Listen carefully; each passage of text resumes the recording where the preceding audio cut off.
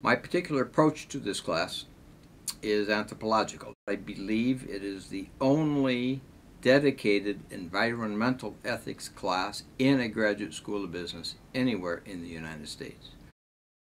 The Greek word ethos means custom, the general pattern of general beliefs and attitudes and standards that guide customary behavior. There are three sources of ethics.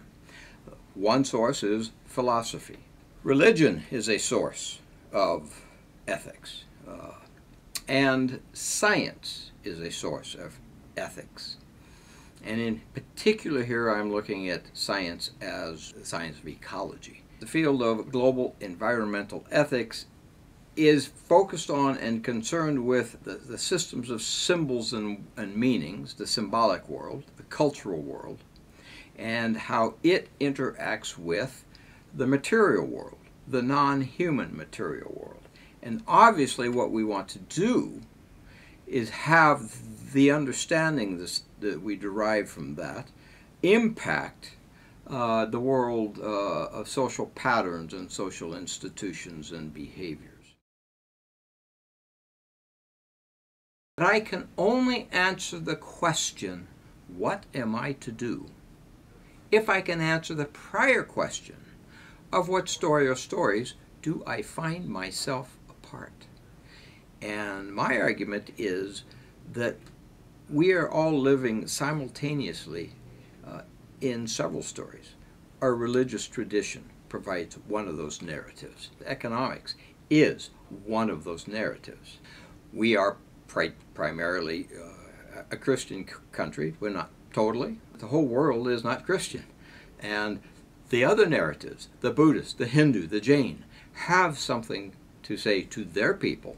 And so if we're going to deal with this as a global course, we need to deal with what those traditions and those narratives tell their people. In many ways, the saying, know thyself, is not well said.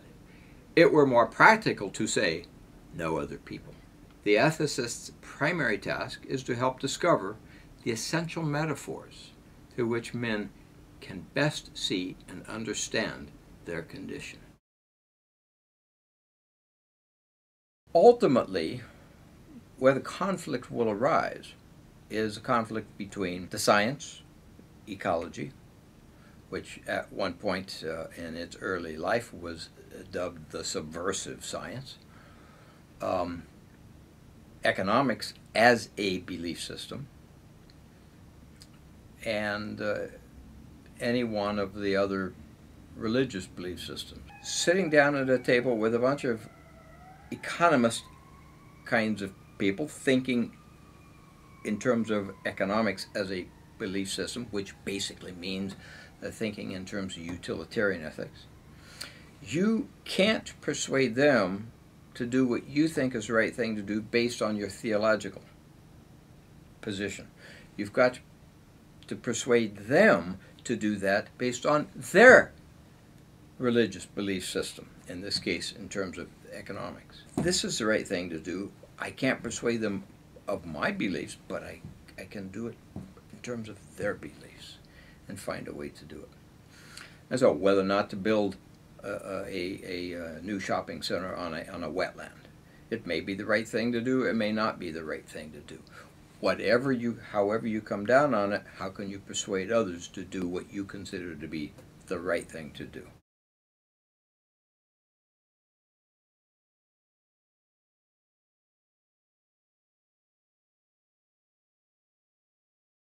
There is a case that I have dealing with the rebuilding of coral reefs in Southeast Asia. What we've got are coral reefs that have been just ravaged and are on the verge of collapse. Now, scientific aspect of this, if you understand that this basically is to use another metaphor, the breadbasket of the sea, the coral reefs around the world all collapse, so is the food system going to collapse.